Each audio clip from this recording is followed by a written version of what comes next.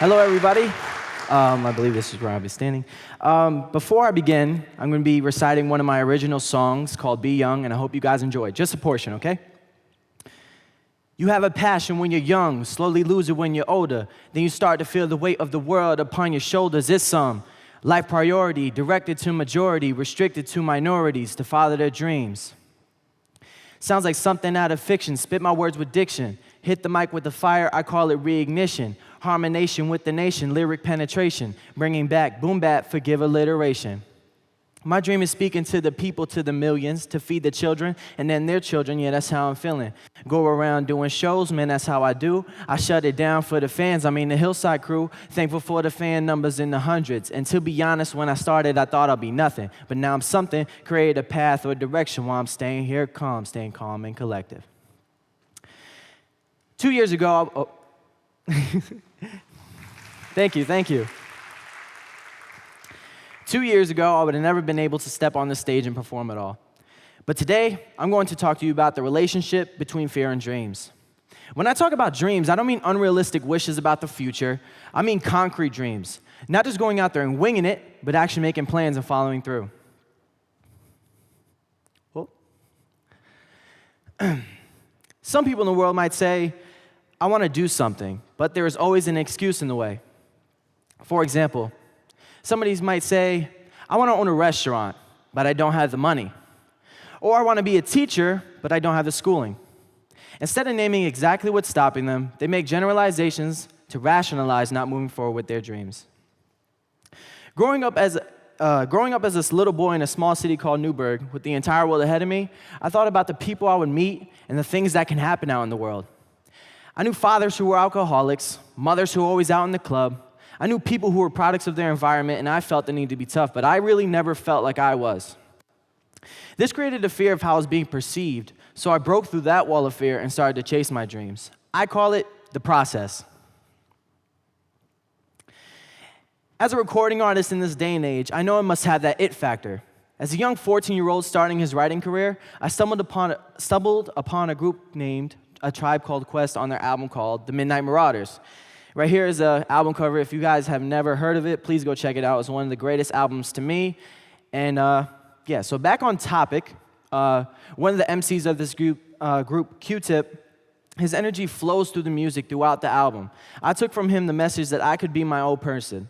I thought, I can do that. I can do rap. So I put in the hours of writing, but I would still wonder to myself why I was so scared to move in that direction with my dream. I would ask myself questions like, I'm a sociable person. I know how to reach out to people.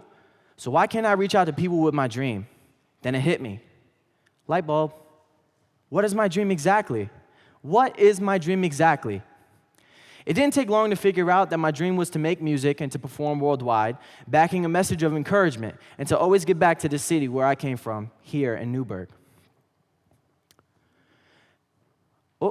Once I was able to name these things, it became easier to understand what was actually stopping me, what I was actually afraid of.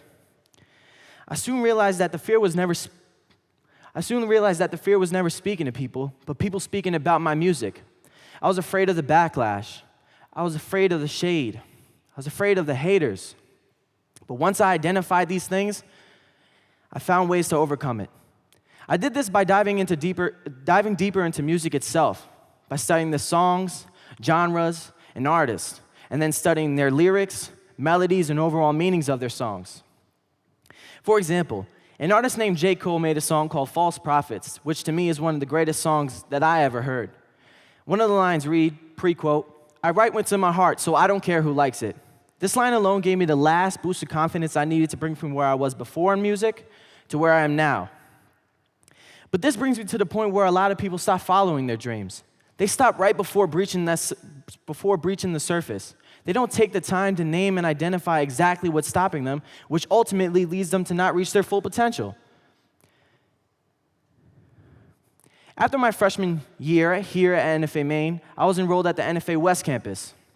This school has truly brought out my potential, my voice, my vision.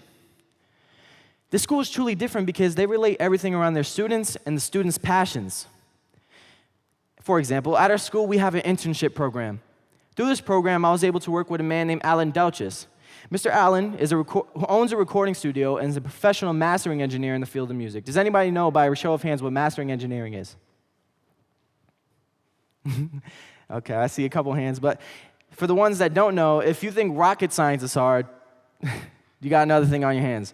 But at the recording studio, I stayed in the live recording room with my friend DeAndre Joseph. As we spoke, surrounded by soundproof walls and endless wires, we would always speak about our passion at the time, which was music. He would always encourage me to keep writing, to keep freestyling, to keep working on my craft, and I could have never asked for a better friend.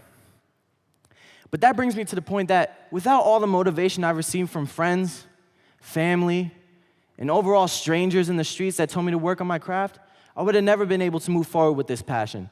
I would have never been able to step on a stage in my life. But once I was able to name all these things, I found ways to move past them.